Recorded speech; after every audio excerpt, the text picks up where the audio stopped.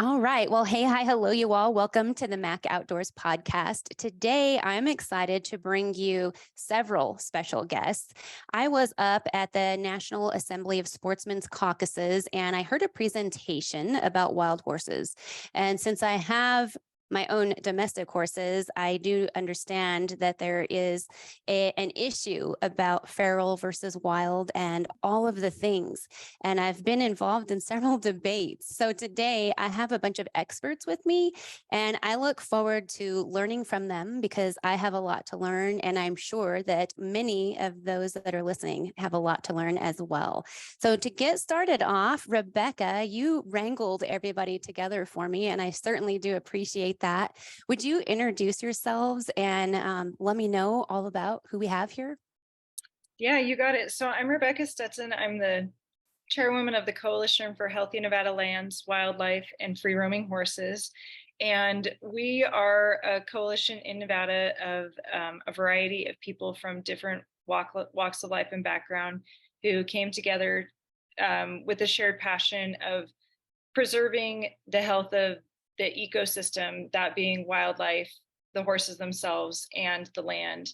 And along the way, we met Celeste Carlisle from Return to Freedom, who you'll be hearing from today, and the other folks that we have here today that I'll let introduce themselves and tell you a little bit more about themselves as we start talking are Jim Settinger, Mike Cox, and Tina Nappy.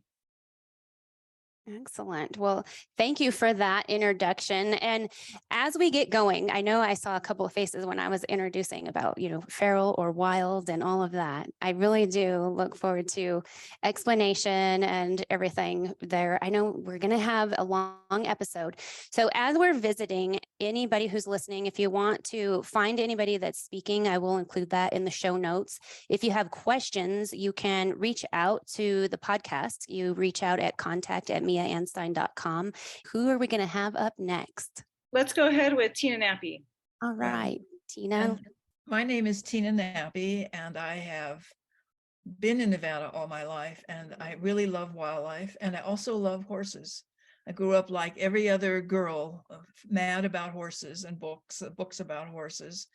But along the way, I began to realize that horses, like cows, have a major significant impact on our public lands. And by public lands, I don't mean just BLM lands. I mean Forest Service, tribal lands, national parks, a recreation area in Nevada, military land.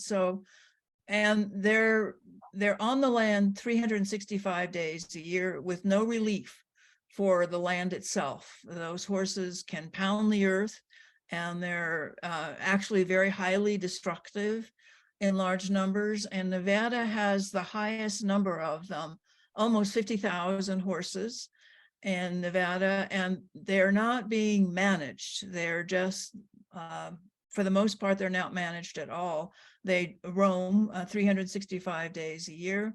They produce, mares produce almost every year, and taking them off the land and removing them to a safe place is extremely expensive and difficult. So my passion for horses, and it still continues, is really mitigated by my concern for our wildlife and increasingly by our native plants and our insects that are devastated by overgrazing. So that's why I'm a member of this group. Yep. And Tina, which organization do you work with? At this point, I work with a number of organizations, but frankly, a lot of them don't want to speak up against wild horses. And that's been a major issue. I would say that everybody like us here, we all love horses, and nobody wants to acknowledge that horses have an impact. They acknowledge that cows have an impact. Cows weigh about the same and horses weigh about the same. And cows have been a real problem on our desert lands in Nevada. But cows are sort of managed and they are owned by somebody else. We own the horses from birth to death. And that is a major obligation that we have. And as I said, the horses are on all year, particularly in the spring when our grasses are growing, and they're on all year. So I would say that we have developed an independent organization but we all individually are involved in various aspects of protecting nature where we can, but we're unable to join through our organizations. We in effect had to join a volunteer separate group. We're really a group of people. And then who's going to introduce next? Should we hear from Mike? Sure. Good morning. Mike Cox. I'm the statewide bighorn sheep and mountain goat biologist for Nevada Department of Wildlife. I used to manage all of our big game ungulate species for almost 20 years. And I've been with the agency for almost 30 years. And this issue is near and dear to my heart.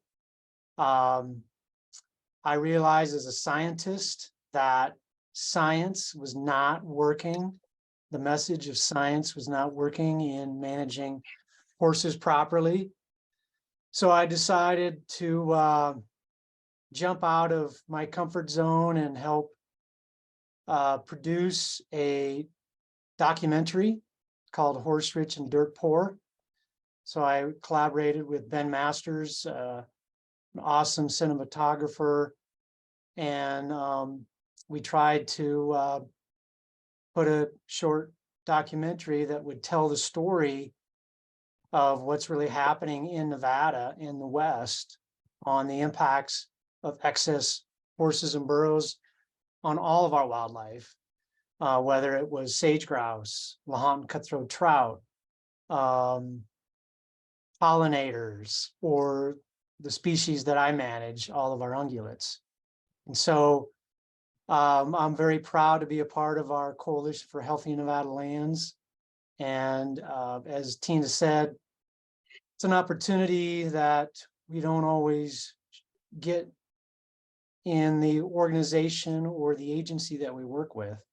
I have to kind of mind my P's and Q's a little bit because I'm a state employee, but this is a very important topic that we need to address. So that's it for me.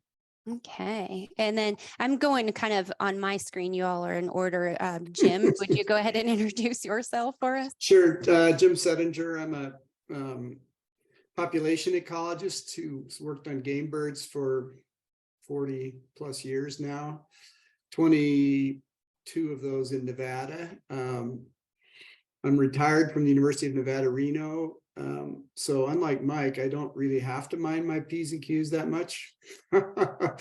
Nobody's going to tell me I might be fired if I say the wrong thing.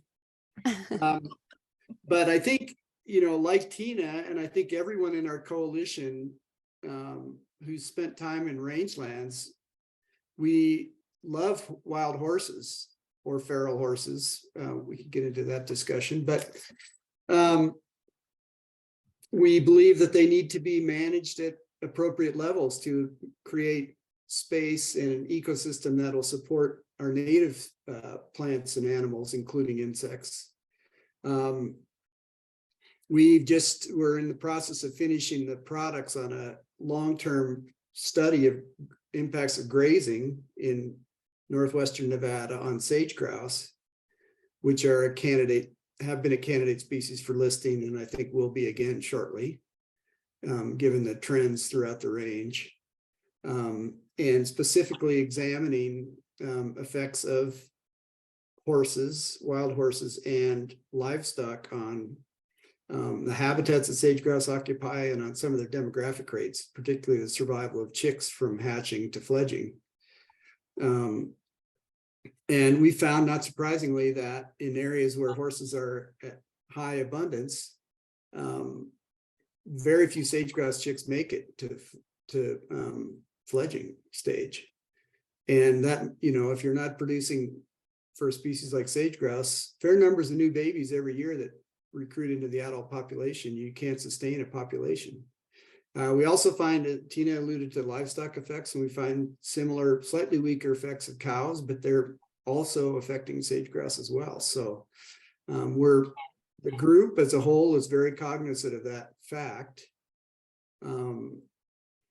We just, as Tina said, cows are, at least in theory, can be managed.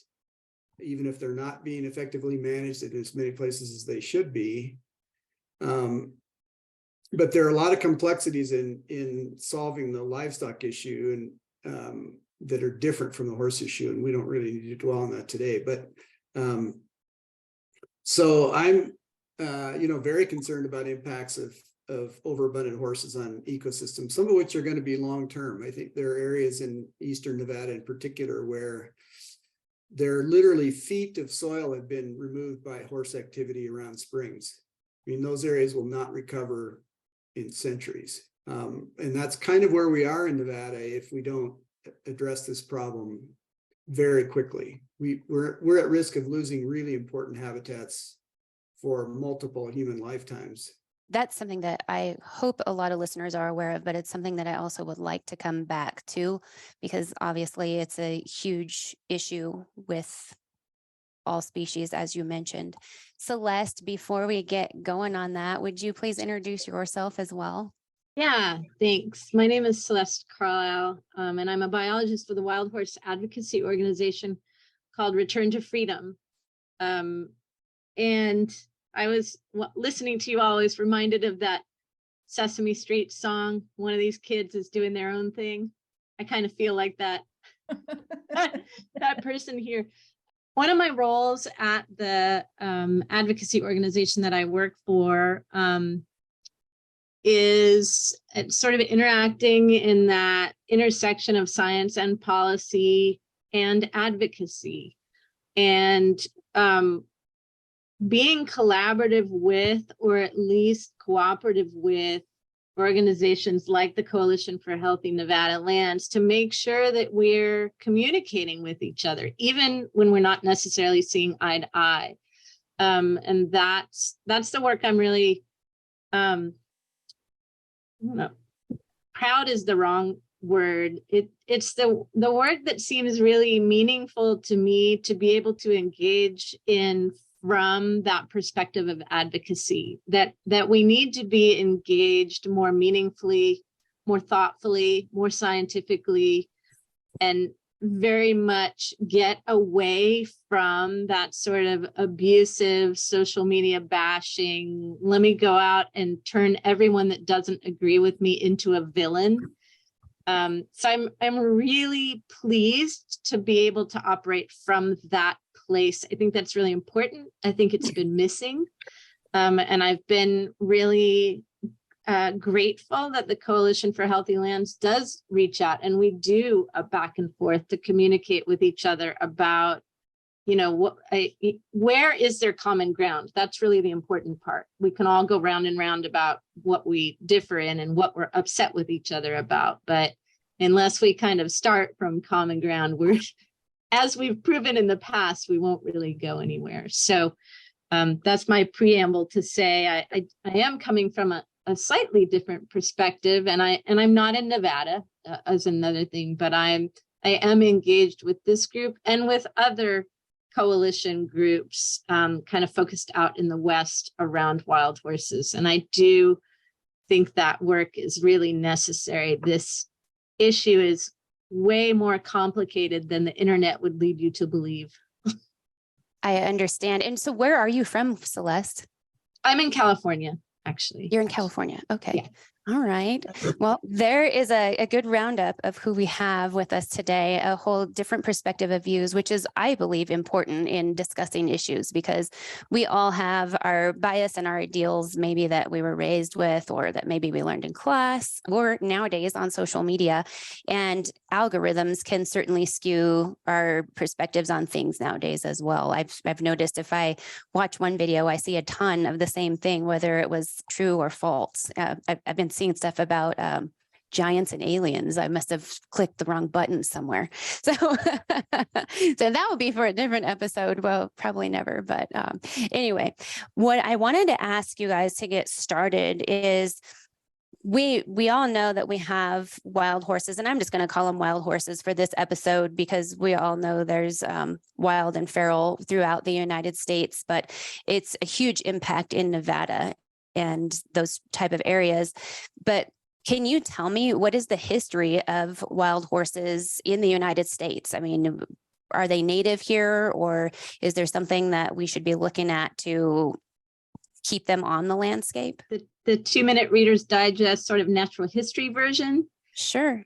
of, and then you all, I'm sure will interject. But 55 million years ago, on what is now the North American continent, we have the beginnings of what's now the modern horse. Eohippus, started right here, the dawn horse in what is now North America, went through tens of thousands and then millions of years of evolutionary change, obviously spread around the world with the exception of the poles and Australia. Remember, we had that Bering Land Bridge, was not covered by water at that point. So lots of large land mammals that no longer exist here in the United States were here and moving around. About 10 to 12,000 years ago, that Bering Land Bridge is cut off. A lot of mammals who had been in this region are no longer found in this region because of a shift in the climate. And so they have moved elsewhere. Again, this isn't like some idea overnight. The animals are like, we've got to go. This is over many, many, many, many tens of thousands of years. But eventually you have a time when on what is now the United States, there were not horses. And so they returned to the United States in the 1500s with the Spanish explorers. And paleobiological evidence suggested that those horses that had returned were perhaps slightly different than those that had left. Mitochondrial DNA evidence suggests that no, it's the same genus and species. There's still a little bit of argument about how exacting that may be. But suffice it to say, I would say that there's sort of different perspectives on what that then means. Are horses native? Are they reintroduced native wildlife species? Are they no longer considered that because the landscapes with which they evolved on are, the places they find themselves now are different. So not necessarily what they evolved with. And so you get this sort of mix of perspectives.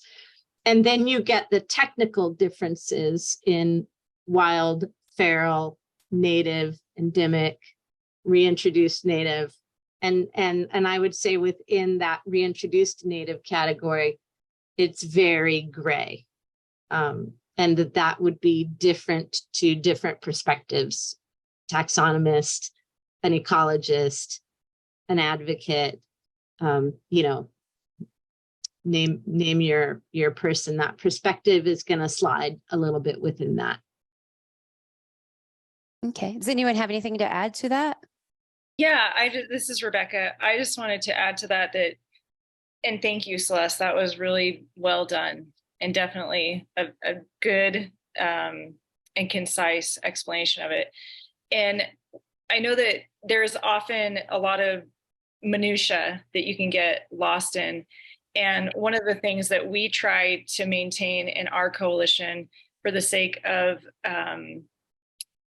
recognizing that a lot of times we're trying to educate someone really fast with like an elevator pitch, right? We have very short attention spans these days, is that whether they're non-native or not, that they are a species that is in need of management. And even if, we manage antelope, we manage elk, we manage lots of things.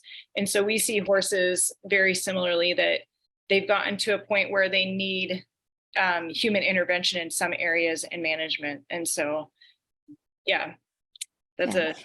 And so I have a question, basically coming from, I'm a hunter ed instructor. I am a hunter. And so you talking about antelope and different species that need to be managed. Do you see the management of wild horses needing to be managed on the same level, or is it, and I'm not saying we need to hunt the horses, which that would be a totally different topic.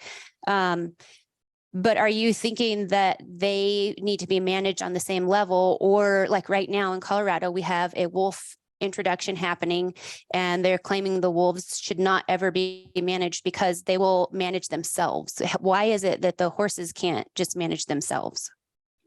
Well, I'll take a stab at that. I'd like to come back to respond to Celeste's comments in a minute, but Sure I think can. there are a couple of things. One is the predator community that existed at the time that horses were last here doesn't exist anymore. So there are really no natural predators capable of regulating a horse population in balance with the rest of the ecosystem. I think in states, you brought up the example of wolves in Colorado, and I think this is an ongoing fight in places like Alaska, where you have a lot of big predators that kill prey that humans also like to kill and eat, right? Like moose and caribou. How many wolves or grizzly bears should we have? Because, they're killing animals that we would like to eat. In the case of horses, that just doesn't exist. There are some individual mountain lions that will kill horses, but it's not in anywhere near the numbers needed to keep the populations at a level where they're not destroying the habitat for themselves and for other species. So, and I think the other piece of that, I would just point out to folks that, because we've heard this from some advocacy groups, is, well, why wouldn't natural predation, what if we had a bunch of wolves in Nevada, for example? And my response is that the folks that are advocating for that have never seen wolves kill a big mammal. If they think that that's somehow going to be better for horses or more humane or whatever, they should watch video of wolves killing a moose and eating the moose alive, because that's what happens. Yeah. So, there are a couple of, I think it's just not a practical fact. And I think, there are wildlife species, the white-tailed deer in the East is another good example that, we can't even control them with sport hunting, because there's not a sufficient predator population to control deer in certain parts of the country. Yeah, it's just a very interesting thing to me. And so in Nevada, since most of you are from Nevada, how many horses are on the land currently? I'll speak to that. We just spoke about that before we came on. We had a good gather season last year that BLM removed over 7,000 horses that were overpopulating various herd management areas. On BLM land, we have about 45,000 horses. And then statewide, when you add in the horses on tribal lands, U.S. Forest Service lands, we have about 60,000 horses. Wow. And so what would be an ideal amount in that area? Is there kind of a goal that is set for how many should be there? Well, on BLM land, they evaluated a time right after the 1971 Act was passed that protected the horses. And they looked at basic food and water. So riparian areas, small seeps and creeks, and then the forage available, the grasses and the forbs and the shrubs that horses would consume, and to have what's called an appropriate management level that BLM established west-wide in each of the herd management areas that horses exist in. And the low AML for Nevada is a little over 8,000, and the high AML is around 14,000. So getting back to our ecosystems, we're the driest state in the nation. Right. People think, oh, that's Utah, Arizona. No, Nevada's the driest. And so we have the least amount of habitat to support these big non-native animals that never evolved with eating shrubs and grasses and forbs that we have. And so, if we were to manage them at 8,000, we feel like we would have a more healthy ecosystem. And that, I think that's the bottom line for me is we have a very unhealthy habitat ecosystem out there that is screaming for help We have riparian areas that are the lifeblood of our state. There are these little seeps and springs, and many of them are destroyed that will never return, will never flow, will never provide water for any wildlife, whether it's a small mammal, a songbird, a mule deer, or giving water for a horse. Yeah, and you had mentioned when we first got going about the land being taken away. Is the dirt actually being taken away, or are the horses beating the terrain down? What did you exactly mean by that when you said they were destroying that area? Yeah, Jim spoke of that, Oh, but Jim said that. yeah, I'll let Jim speak to it, but it's a real issue where Oh yeah, Jim said soil there's is lost. feet of soil being taken away. Yeah. Yeah, no, I think it's not just compaction. I mean, horses do compact the soil, but this is actually erosion and loss. You know, you cut the soil surface, et cetera, and then you have wind blows the soil. So the soil is basically gone. Mm-hmm. It's just not there in some. And it's basically just being blown away. And so in those areas that are they taking the springs away? Are they drying up also? What other impacts are we seeing on those? Yeah, Mike can speak to, I mean, he's taken a lot of photographs of these areas when he's been out looking at sheep. So Yeah, spring, a lot of these point source water sources that we have are just springs, and they might flow for 100 yards at best. And they evolved to allow for 150-pound animals, 200-pound animals to forage on them, along with, again, other wildlife. But once you get 50, 60 horses on a small spring like that, within a decade, you've eliminated the vegetation, the wet meadow complex that would normally be there. And then that compaction, and some of these are on slopes. And so the horses will continue to dig and dig to try to get the water. And at some point, the water no longer comes to the surface. And so it's dried up. And some of these sites are just bare dirt. That's all that's left. You can't even tell there was a wet meadow, a spring. Yeah. And Nevada has a great population of sheep and goats. Am I correct?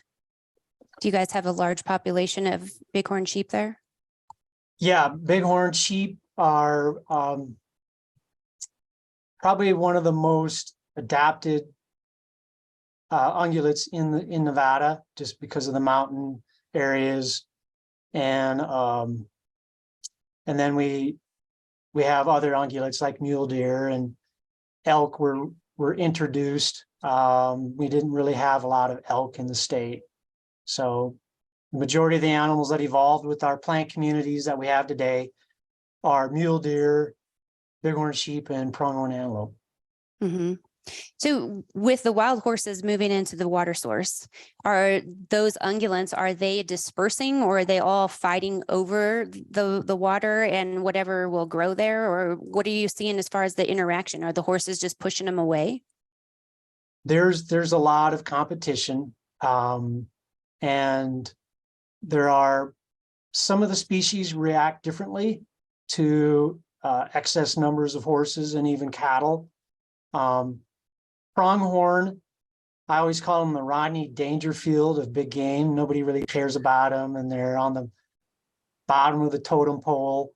They will always sit there and wait and wait and wait until there's an opportunity to drink. They don't want to cause a ruckus. They don't want to cause any problems. Our experience on hundreds of springs with bighorn sheep is they're very intolerable of waiting, and they don't want to be harmed. They don't want to fight for the resource as much as other species might, like a mule deer. And so unfortunately, bighorn sheep will oftentimes never return to a spring that's been taken over by horses. Okay. And so when you live in the desert and it's 5 miles to the next water source, that's huge to remove that water, that natural water source, to a population of bighorn sheep. So instead of having 10 water sources, they may only have 6 now that are left that they can use, that they feel safe in using. And so will the herd of horses, will they just camp out at that water hole, or they won't destroy it and then they're going to migrate away? They just kind of stay in that spot? You know, it varies. There's a lot of times the horses will come in, they'll drink just like native wildlife, and then they leave. But in many times when you have the damage that's been done for decades to these water sources, and I've seen it, we've gone from a spring that might be 100 yards in diameter to now it's the size of a dinner plate. Everything is dirt, and you have the center of the spring that bubbles up from the ground from aquifer, and you have this little hole of water, and there's a stud that'll just stand there and defend this little hole of water and not allow anything else to use it. And in fact, they'll stick their muzzle in it and they'll drink it dry, and then they'll have to wait 20, 30 seconds for it to fill up again. Mm.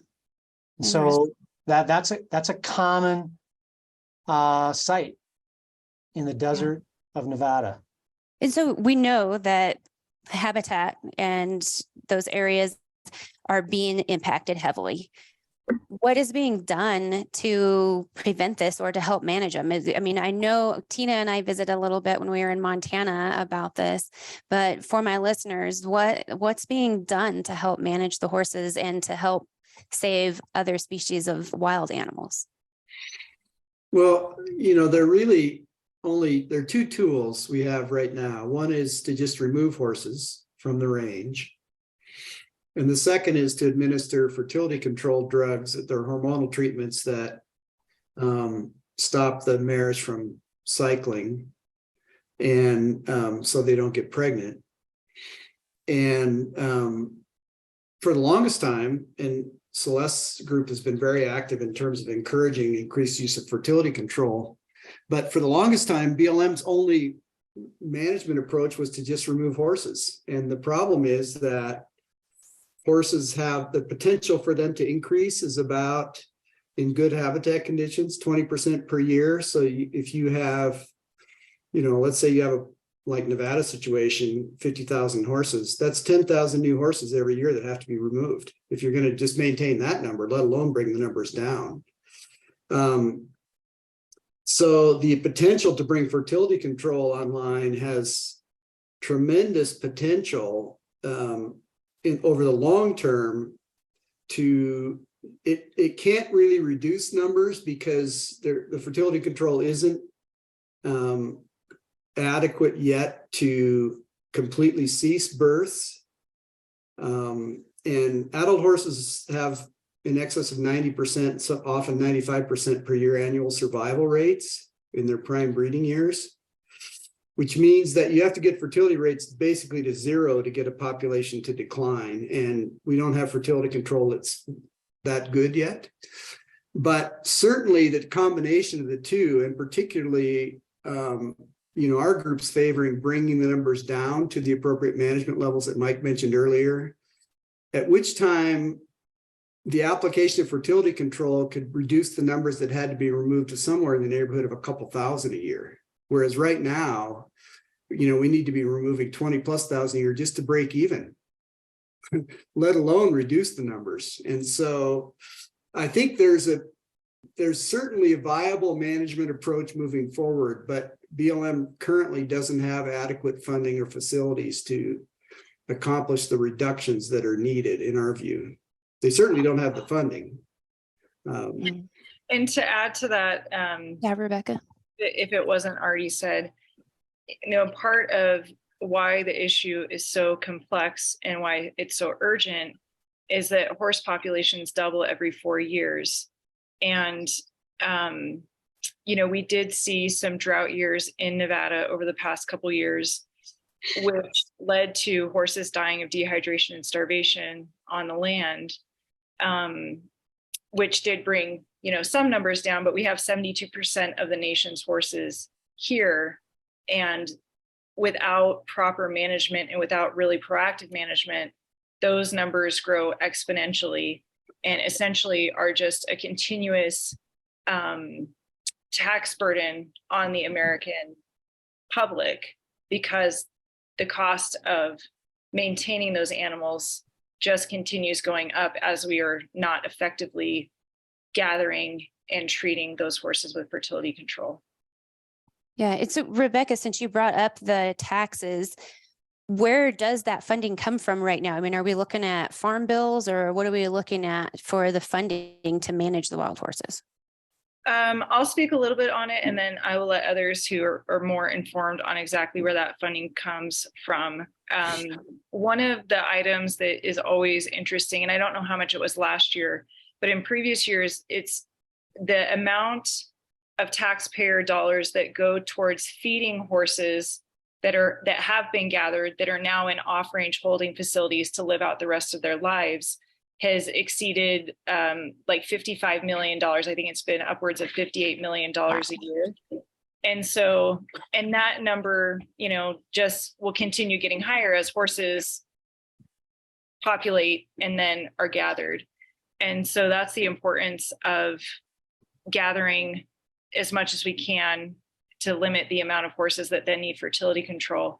And as far as where the funding comes from, I think Celeste and Jim and Mike have a really firm handle on exactly those figures and what budgets they come from. Yeah, the funding for the Wild Horse and Burro program comes from the Department of the Interior's annual budget, that's taken from the president's budget. So that's a tricky assessment of, what's actually necessary and what's actually provided. And that changes from year to year. And that's one of the parts of many problems or huge challenges around this issue is that, and one of the nuances with the coalition-like groups that I work with is we're really pushing for, there is going to have to be a strategy of gather removals and ever increasing fertility control. And so we're a little bit different than the Nevada group in that way. But where we're very similar is this idea that combined management approaches, and again, we differ a little bit in the order of operation there, but without combined management approaches, in other words, if you only do gather removals or if you only do fertility control, you're never going to achieve sustainability. And you probably will achieve a breaking point. And many would argue that we're there right now. So with about 70% of the budget, the annual budget, going towards just feed and care of horses in holding facilities, there isn't anything available for those generally more desirable on-range management options. And they're more desirable because you can eventually achieve sustainability with them. You're not warehousing horses. The general public tends to be more broadly accepting of on-range management. Nobody likes putting them in holding. Nobody likes the gathers. But the tricky part of the budget is that for these agencies to be able to try to really strategize how and what they would need to do, what capacity do they need to have set up for pastured holding for these animals, what contractors and capacity do they need set up for fertility control, and for every other part of that management. You need to be able to project those out for many years to really strategize that well. And if you're handed one budget for 1 year and told this is what you've got this year, no guarantee for the following year if it's going to be the same or less or more, it's very difficult for agencies to figure out what to do beyond just what is immediately in front of their nose. And so that is a huge challenge. And it's been something that I think all of us, in terms of the various collaborative groups that we're working for and with, are starting to think about in that sort of what are the good models already present, like the Farm Bill, that provide funding for more than 1 year out, and not to get anybody nervous that anybody is going after the Farm Bill, but this idea of, we don't need to reinvent the wheel. There are more robust buckets of funding for other programs. How do we make that also a reality for the Wild Horse and Burro programs? And the Forest Service, for example, has no line item budget for Wild Horse and Burro management. Wow, that's mind blowing. Yeah. I'm very surprised to hear you say that. Tina, did you have something to add to that? Yes, I do. I want to give a shout out to the Bureau of Land Management. It's often criticized by all of us for different reasons, but it is the humane organization on public lands. It is the organization that rescues thirsty horses or starving horses. And when those horses go to long-term holding, they are in good pasture for the rest of their lives. In fact, they may even live longer than they would on the public lands. So while people are opposed to removing them, it's always astonishing to me that they are happy having them starve on public lands and don't get out and help have them removed to private lands. BLM has gone in, has a very difficult position because these fertilization programs of fertility control is only good for a couple of years, which means those horses have to be regathered every few years if you want to maintain that fertility management. There's not even a program to allow older mares to be permanently free of producing. Those mares produce from birth to death. And I think there's a real inhumanity, frankly, in some of the humane groups outside that aren't willing to acknowledge that horses are starving on public lands, are often indifferent to the impacts that horses have on wildlife. While some of these groups are after cows to get rid of cows on public lands and are always complaining about how cows are managed, those same groups do not care that horses are doing exactly the same thing. And I think this is one of the big issues that we're facing, is that we wait and wait and wait and wait, whereas Nevada, having over 60% of these horses and unable to really be relieved of any large number of them to protect our wildlife, I'm not sure that given the fact that these horses, whole populations can double now in maybe 5 to 6 years, that we can save our wildlife over this. And it astonishes me. We have 2 bills in the Nevada legislature right now to protect insects, but nobody seems to say, let's protect insects partly by removing some horses. So I think this is really, it's a very difficult situation that we're in. And I'm not sure that we're ever going to be able to protect our wildlife in Nevada, particularly as we have fires and droughts. We're losing our water system. We didn't talk about all the invertebrates in those springs that we're losing that are also important, or the fact that in 2015, the Department of Wildlife had to do an emergency fencing on an area where horses had moved into in order to protect a relict fish. So it's really, I guess I'm being passionate now about this, even though these are all very important. horses. So I appreciate that you are.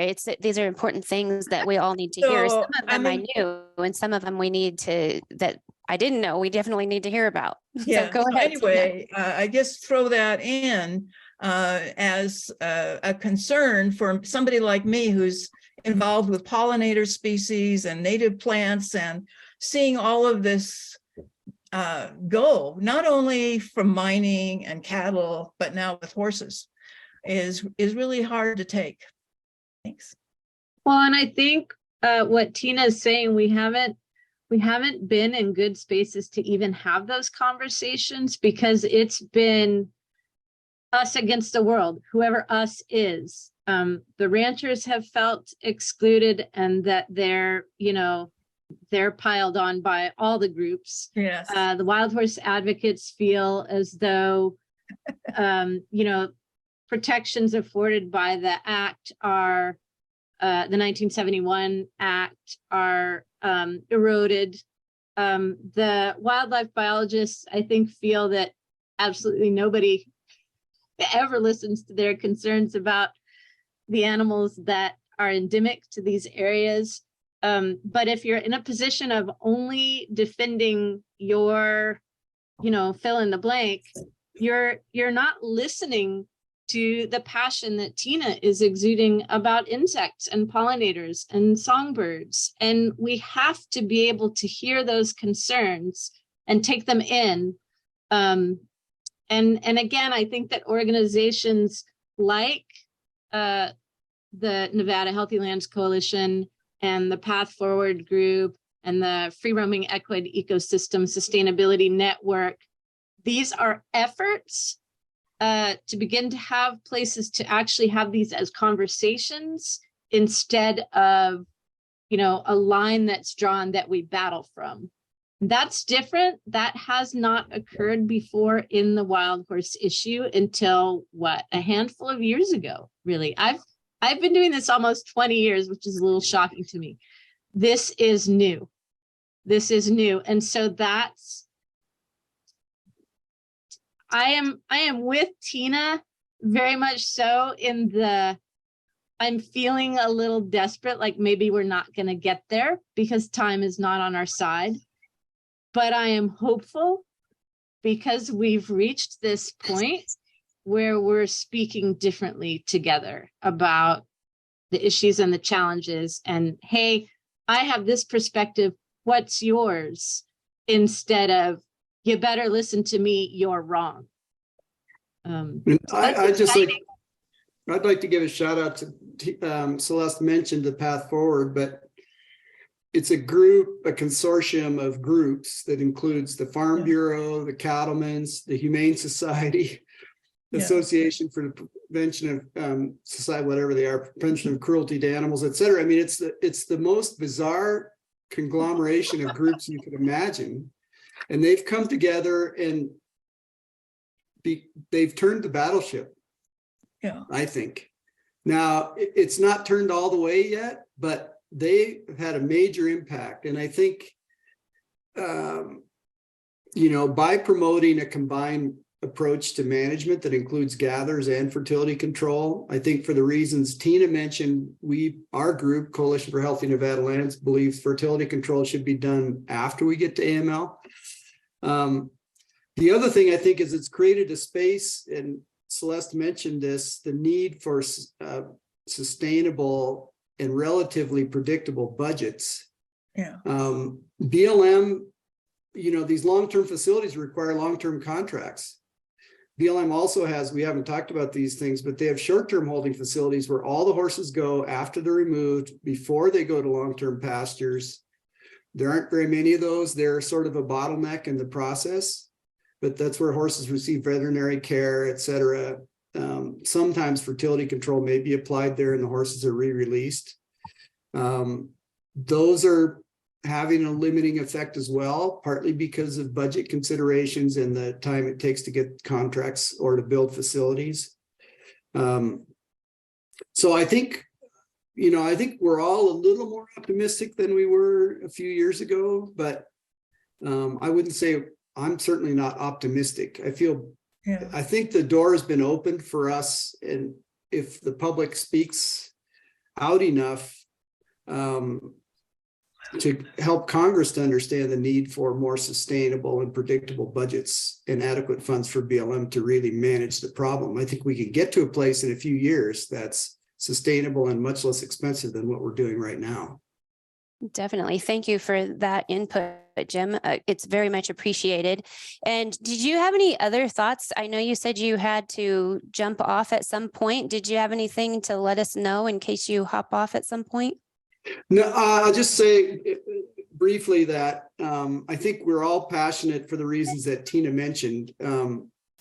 And I think a bit frustrated maybe in terms of getting folks that don't see our wildlands in Nevada, how urgent the problem is and how in need of immediate action. I think Just as an example, and this is going to be economic, but it also could be ecological. The drought reduced horse numbers from about 95,000 to 82,000 in spite of there being some gathers. And that reduction, my calculations are, will reduce the cost of getting us to sustainability over about a 20-year period, by about $1 billion. And so the opposite of that is if we don't act and we allow populations to increase, and we get back to 95,000, that's going to add billions of dollars to the cost of getting to a sustainable solution. So we need to, if you just think economically, we need to act now. But the same is true. We've mentioned the effects that, damage to ecosystems in Nevada, damage to, Mike hasn't brought this up yet, but our big game populations have declined substantially as a combination of overabundant horses and drought. So urgent action is needed. And the more that folks know about what the issue is and that it is solvable, I think the better. Yeah, thank you for that. And so, Mike, do you want to let us know a little bit more about the impacts to the wild game populations? Are there some things that we haven't heard about yet? Well, I would echo Jim that I think the word urgency is critical here. And again, we're the driest state in the nation, and I just don't think people realize when majority of your state averages less than 10 inches of rain a year, we cannot sustain all of these uses, all of these animals on the landscape. I have told my members of the coalition that based on where I sit and what I see every day in managing our wildlife, we have a decade. That's it. And then what 10 happens years. after a decade? We will have entire ecosystem collapse. We will not have water sources. We will not have food for these animals. And they're not going to die by the tens. They're going to die by the thousands. Yes. And a perfect example is right now. We have one of the most severe winters right now. And we are continuing to get more snow, multiple feet of snow. We have mule deer that are caught on migrations in 4 foot of snow with nothing to eat. And those that can get out of that, there's nothing left to eat because many of these areas have been overpopulated by horses. And so the forage, whether it's grass or shrubs, is gone. The multi-year drought that we had is hugely contributing to it. And so Mother Nature is kicking our ass literally right now with a multi-year drought. Plants did not produce, too many mouths out there eating it all, and then multiple feet of snow, sub-zero temperatures. We could lose 30 to 50% of our big game populations in a year. So next spring, there's going to be a lot of carcasses, including horses, because horses were in poor condition going into this winter. And so I appreciate the groups coming together. I appreciate BLM caring, but we are not doing things quick enough to save our ecosystems. And I'm afraid that we are going to lose things. Some of the springs forever. They will never return. Not even with the most hydrologic work that can be done to help restore things. It just can't happen. So I wish people that listen to you and your podcast and to all of us that we have to speak out. We have to try to be a single message to Congress, which is not providing enough funding for BLM and the forest to manage the land. We need to manage the land and not necessarily people's emotions, because that's what's happening today. We care about people's emotions more than we do our ecosystems that support all of our wildlife. Yeah. And Mike, you had mentioned at the beginning that you said science wasn't working. Did you mean when you said that, now that you're talking about emotions, did you mean that science wasn't being used to manage the horses as far as it not working?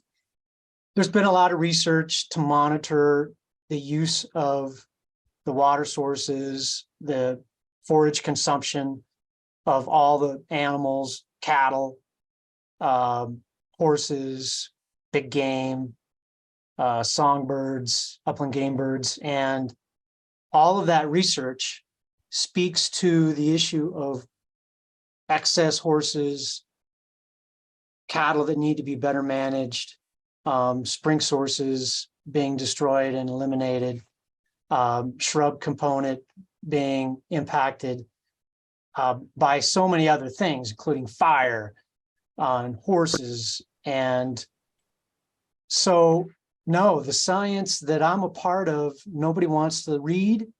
Nobody wants to look at the bottom line. They don't want to look at the results. They're just saying, that can't be, that can't be. Right. And so it's not that the science isn't working. It's just not being utilized properly. it's not being there. understood, not being read. Yeah. And that's something that I'm seeing across the board right now is there's a lot of emotion. Science is kind of being thrown to the wayside. And in turn, we're seeing a lot of suffering of a lot of habitat creatures, all kinds of things. As far as the wild horses out there, as somebody had mentioned in the beginning, somebody wanting to just turn horses loose. I know in Colorado, we have a group. I actually have a family member that works at a sale barn, and there's a group that goes to the sale barn, buys horses, and then turns them loose. What kind of laws do we have regarding this right now? And Tina's laughing. Oh, no. Oh, no, yeah. And you can do that in Nevada. I can see people just going and letting them go, and they do. It's not legal. Yeah, but that doesn't matter. Right. So that's not legal right now, or Rebecca has an answer for me. Yeah, it's not legal. It's the abandonment of an animal, just like anything else. And we have lots of signs up. I mean, the way that I got involved in this issue is I was living and had an organic farm in rural Nevada, a place called Stagecoach on Highway 50. And I grew up riding horses. I grew up seeing I grew up seeing wild horses very, very rarely. And I was an endurance rider, so I was riding in remote areas. And about 12 or 13 years ago, when I started living in Stagecoach, Nevada in Lyon County, it was about once every month there was a horse vehicle accident, and about once every 3 months was a fatality of somebody who lived within my community as a result of those accidents. And what I saw is that every time we had a drought, we saw hay prices double almost overnight, multiple times in that 10 years. And you would see horses abandoned to the range all the time. I had friends who would go out trail riding, and one time they came back and there were 2 horses abandoned in their horse trailer. And so people could no longer feed their horses when hay went from $12 a bale to $18 a bale to $20 a bale. And so that's why a lot of this wild feral, the reason why we chose the name of free roaming horses as the end of our coalition is because the horses that we are seeing are not Mustangs. They are a horse of every color, and they're beautiful because there's been so much interbreeding from so many different types of horses. But I mean, it's spiked out of control, the numbers, because it's not just horses breeding and then having offspring. It's also people abandoning their horses because they can't afford them. Or do you think some of these people don't realize that they could take them to a sale? And of course, hopefully they wouldn't be bought by somebody who's going to in turn abandon them. But I think that Celeste made a very wise comment earlier about how every coalition needs a psychologist on staff, because really to make change happen, you really need to know how people think. And I would say, here in Nevada, our shelters for dogs and cats and bunnies and things like that, in the last 10 years, most of them are no-kill shelters. But I think that a lot of us who are maybe 35 years and older, we have this idea that an animal going and being surrendered does not mean that animal will live on. And so I'm not positive of this, but I think, maybe some people believe that because we have wild horses in Nevada, that horses can just live in Nevada without any other type of human care. And so, and I think that sometimes too, when we get into, I love psychology, and basically, I mean, when we get funneled into that space of where we don't even know how our electricity or whatever is going to get paid, we are not able to think properly. And we go into fight or flight. And so you don't have rational thinking going on there. And so I think that, choices are made. And I don't think that there is enough forethought to even understand that there might be sale barns that horses can go to. I think that people associate that with like taking your excess livestock, like your cows or your pigs or whatever. But I don't think people affiliate taking horses to the sale barn.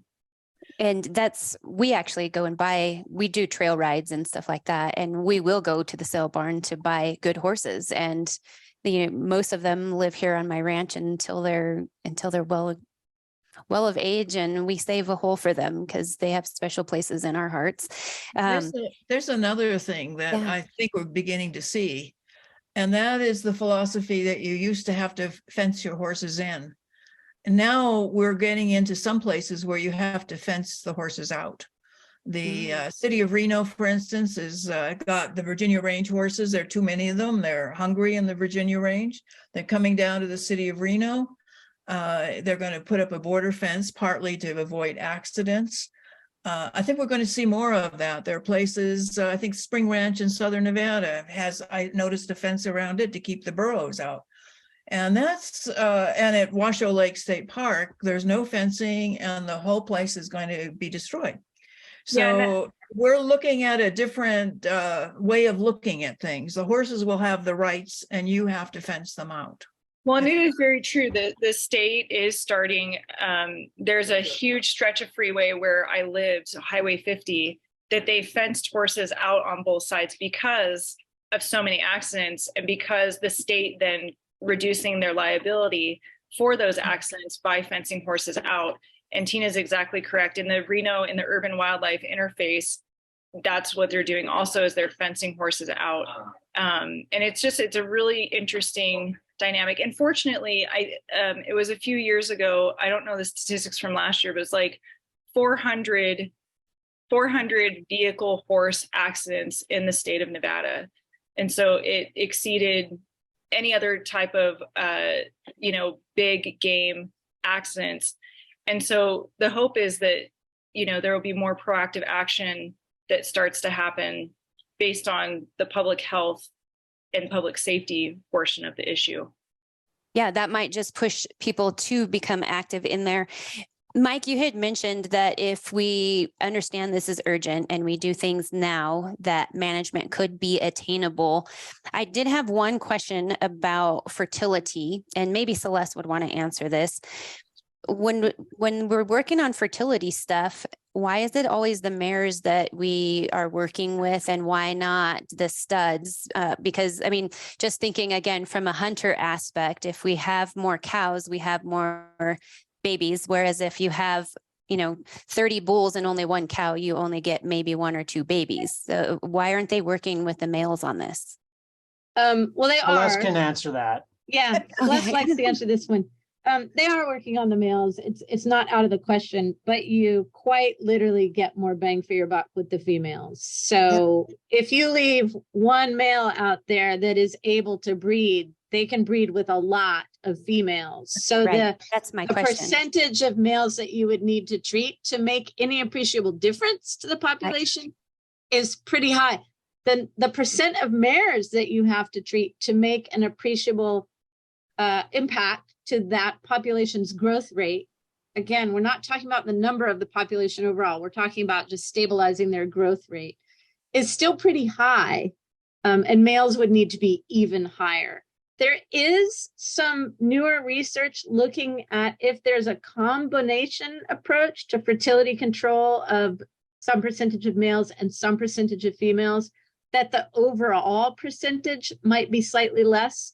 But that's very early work. There's no data about that yet. But it's not off the table, but it's just when you're looking at an issue that we're already feeling a little underwater about, your fastest, bestest, cheapest approach in this situation, because they live in these harem-like situations, is the females. So it's math. It's And only with, math. with the females, you said it's basically fertility drugs. Are they darting them? How are they receiving the drug? There's several different types. There's different types of fertility control. This could be a whole nother show. And then there's different levels of acceptance for different types of fertility control. So I'm not going to get into that, but but basically it's easier to administrate those drugs. Injectable fertility controls are the easiest. They can be remotely darted or they can be hand injected in a chute. Yeah, rather than a whole surgery going on. Right. Yeah. But Okay. I would say, our message from our Coalition for Healthy Nevada Lands is, again, we've got 50 to 60,000 horses in Nevada. Fertility control is not going to get us to the appropriate management level. Our message is, if there's no other tools, then we have to gather them down to, let's say, 8,000-10,000.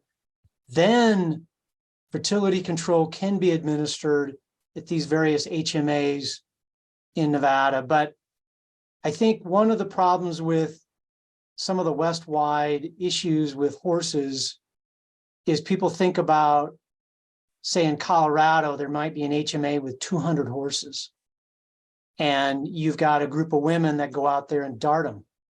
And they can control 200 horses with 5 or 10 people going out and delivering fertility control.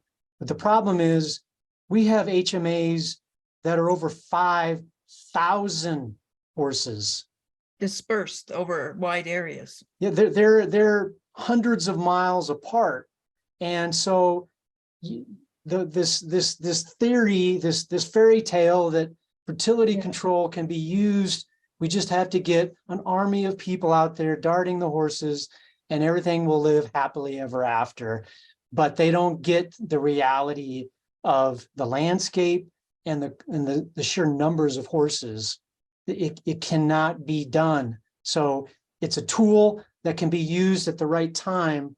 But when you're 500%, because that's what Nevada is, 500% over the appropriate management level, that tool is not going to be effective. Yeah. And so what tools do we need to use to attain the goal? Well, gather the Wild Horse and Burro Act speaks to several ways to manage horses, including euthanasia. But our current societal acceptance is that's not acceptable. And the only thing that is going to be accepted by Congress, by BLM, because of the horse advocates demanding, is horse gathers, is removing them off the range and then putting them onto off-range holding facilities, whether they're in Oklahoma, Nebraska, somewhere there where there is feed to support them. But Rebecca spoke to it. We're spending $50-60 million of taxpayers' money to keep these horses alive until they die on these long-term holding facilities. And so that's the crux, is it's not quite a functional, sustainable method. Yeah, and that was something that I had discussed with Tina when we were in Montana is why don't we do, New Zealand, they raise their stags and they sell the meat and the antlers to China and other countries. And Oh, why don't right. we export horses to countries where they actually have in their meat selection in their markets, there is horse meat packaged. And because I know it's not a thing that is acceptable here in America, but it would be a way to fund the management and, we would make money for the country. And Tina's giggling, but it Well, really is a thought that had crossed my there- mind because there I've was a- traveled a lot. There was a wonderful range biologist here at the University of Nevada, Dr. Robertson, who proposed that probably 40 years ago. I still remember his doing that people are starving in Africa. Why not send horses? But we have a different attitude about some animals. Our dogs and cats and wolves and horses are among them. Even kangaroos coming from Australia is now a big issue of the inhumanity of that type of thing. We could still do it with cows, and nobody would raise an eyebrow over it because cows are still food.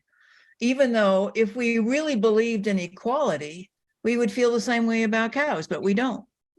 The Hindus do, but not us. So it's just not going to happen in any way at this point.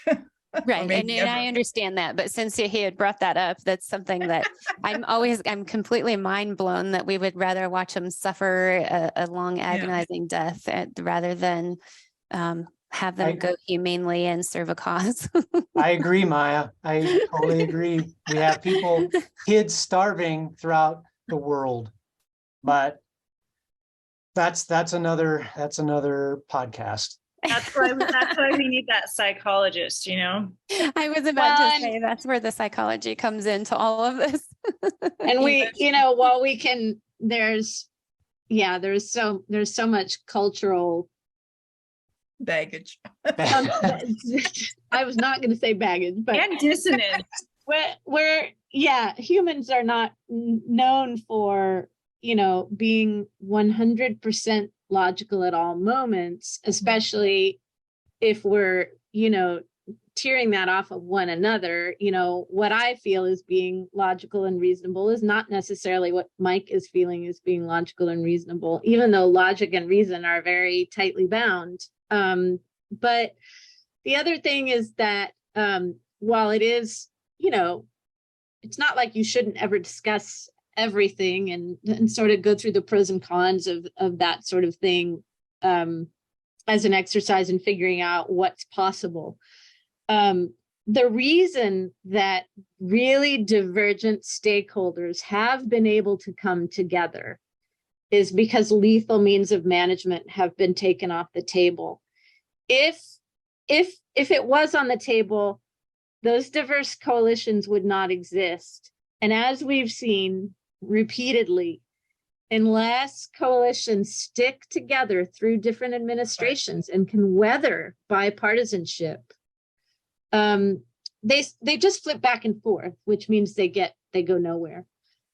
So a colleague of mine is fond of saying if we discuss lethal means, we're dead on arrival. So there's some of that I think can speak to the divergent thought processes.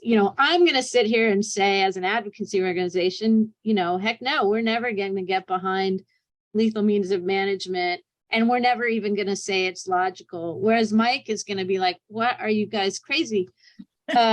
So that's okay. We can have that discussion, and then we can agree we're not going to get anywhere right now unless we sort of say, all right, fine, we had that discussion. Now let's look at the non-lethal potentials. And I would, whether that thought process is the same 20 years from now, I don't know. American value systems change over time, but right now it won't get us anywhere. it'll get us backwards is where it'll get us. Well, and I've always wanted to say, horse advocates, put your money where your mouth is. Yeah. If you care about these horses so much, if you actually realize the ugly brutality of them dying of thirst on the range, then step up, adopt a horse, spend $10,000 a year to manage it, and know that you've saved one. But the problem is they're not stepping up to the plate. They're a huge voice, but they're not contributing to the solution. They want somebody else to pay for it. Yeah. And that's, Well, and I would agree that kind of happens in every sort of noisy human caused conservation issue. And that, I sort of in this position of trying to be scientifically minded within this framework. yeah. And appreciating that it's okay to not be able to, as an individual, to not be able to maybe do much to help and to still be upset about it. And that what's different in the some of the advocacy community is that idea of sort of laying down arms and coming and really, one of the things I appreciate about being involved in these different groups is that I do get to hear the real concerns of, the Mike Coxes that are out, doing that work because they care deeply about the wildlife that is there. And that is, again, that's just really necessary. We have to humanize each other to be able to be in a place to say, all right, I'm going to step away from my defensive posturing and I'm going to really hear what you have to say. But then that, that has to be expected in return. And it's not a bad thing to be passionate. Yeah, it's not a bad thing to be passionate about those horses. And I know that we all get a little bit out of shape of, that passion might at times be unreasonable because it's not taking into account the passions of others. But that if we are all doing that for each other equally, it sure is a better space. So utilizing that passion for those horses to become passionate about that broader ecosystem, that's not a bad thing. I don't think we've figured out how to do it well. I think we were kind of getting at this earlier in the conversation, that the science is there. Communicating the science is where we kind of fumble oftentimes. And that engaging with these different stakeholder groups, and I'm going to throw all the stakeholder groups out there, and we kind of think of the stereotypical ones, the ranchers, the advocacy community, the wildlife biologists, but there's locals that live in those areas as well.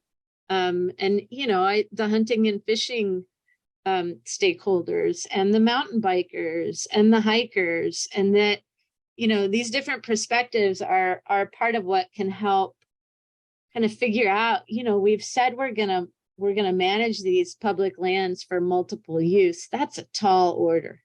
That's hard to do anyway. And it's getting harder to do. So I think the more we broaden the conversations and we listen to, the other's concern, we're going to need each other, because we are losing habitat and water and soil, not just to horses and not just to cattle and not just to the energy extraction that we do on our lands, but because of climate change. And if that doesn't unify us, nothing will. So Yeah. if that can't get us to work we all together. care about the horses, which all of us on the call do, and I'm sure the majority of the population in our nation cares about the horses. If we don't have money to put up where our mouth is, okay, we care, but we're not going to contribute $10,000 a year. What else can we do to help support the management of the wild horses? I would say that, just having the conversations, it's still, even to Nevadans, most people have no idea that there's an issue. it's the horses specifically in the Reno Tahoe area where we have the world's largest industrial park have been used as a form of advertising to bring in new business. And those horses are being fed and watered so that they maintain a good body condition, even though their natural habitat is destroyed because of there being too many of them. And so I think just educating one another and really having those conversations is really, really important. Yeah. Any other thoughts on what we can do? Well, we need to have those BLM budgets. Work BLM together budgets. to get that money. I think that's a big challenge for all of us. And it's been a real challenge for us to figure out the system as to how to be part of it. We probably would be relying on Celeste and her group to help for that and to help increase the interest in getting the Bureau of Land Management an adequate budget to at least provide some relief to the various states on their horse population. That's basically what we're doing, is trying to just talk and work with other groups. I would say another thing that you can do is if you have the means, adopt horses. Yeah. There are so many horses that need homes, and those gathers are only, those horses having a life after they're gathered is something that's really important. And there's all too many horses that are not given homes that just go into long-term holding. And so if you have the means, adopt horses. Yeah. And that's something I was surprised wasn't mentioned sooner. I know that the percentage, as far as the big numbers that Mike has brought up, the percentage is probably very small as far as adoption. But we have an adopted horse that my daughter, she adopted while she was in college. And this one is a Mustang, and I forget which tribe the Mustang came from and all this stuff, but it was relatively inexpensive to adopt. And for the listeners, if you go back in the show episodes, I'll actually include it in the show notes. You'll find an interview with Leah, my daughter, talking about how she went through the process and also the requirements that you have to meet in order to keep the horse. But her horse is named Pixel, and Pixel is a mare. She's very tiny little mare, but something for those of you who might have the opportunity to adopt a horse. Pixel is not great for riding. We've worked with her quite a bit. She gets tired, and rather than bucking when you get on her, when she gets tired, that's when she starts bucking, and it becomes quite dangerous because when she's done, and she's just going to get you off. So there is that, but she is a wonderful pack horse, and I've taken her with me on some adventures up in the high country, and it's amazing to watch her because she wants to see what's on the other side of the mountain. She wants to go up the hill, and she's a wild animal, and she loves it. But when she's working, she's found her place. And so there are things that you can do. And if you're not riding the horse, you can do other things with them to give them a purpose so that they're not just out there, doing nothing in a holding pen. So that's my little piece, but I will include a link to that in the show notes for this episode for anybody who wants to go and learn about how to adopt a horse. So do you have any other items that you think my listeners should know about? I saw Mike kind of look like you had something you were going to add, maybe. I just want to thank you for taking on this topic and helping spread the word, as the rest of our members and Celeste have been talking, that if everyone could appreciate all sides of this issue, maybe that common ground will give us the ability to meet our needs on the land, to better manage them. But as long as we're polarized and we won't listen, and we're stubborn, our land is going to continue to fail, and our future for our children and their children's children is going to be not as happy in Nevada. So thank you for sending this message out in your podcast. You bet. And Thank I you. do understand it's a huge topic. And as Celeste said earlier, we could have each little segment of this be its own hour. There's so much to it. But another thing that I wanted to say for the listeners is it's been mentioned multiple times that we need funding. And something that you can do is write your legislators, and the Congress is where you most likely need to go. But even on a local level, you can write your legislators. And as far as in your congressperson's arenas, if your congressman is in the natural resources committees, reach out to them, because they are the ones who would be working on this. And if you don't know how to find that legislator, I'll include that in the show notes as well to help you get access. And just give them your opinions. It doesn't have to be anything formal or professional, but always be respectful when you're writing them, and maybe come up with ideas and share those of how this can be funded so that we have thriving populations of horses as well as wild animals, and that these riparian areas can be protected as well. Horses are not only in those areas, but they're areas that are of huge concern. A lot of people look at those riparian areas and they think nothing lives there, and there's so much there. So I definitely will include that in the show notes. And I do appreciate all of you being on my podcast and sharing some information. And hopefully we will bump into one another again, Tina. And Yes, Mike, did I thank meet you. you also before? He was there too. Okay, I thought so. I was her sidekick. You were the sidekick, yeah. Yeah, he was at the Wonderful. same meeting. The three of us spoke. Yeah. Yes. All right. Well, I Anyway, thank appreciate you being on the show. Thank you so much. And I hope that you all will continue your conversations and all the hard work that you're doing.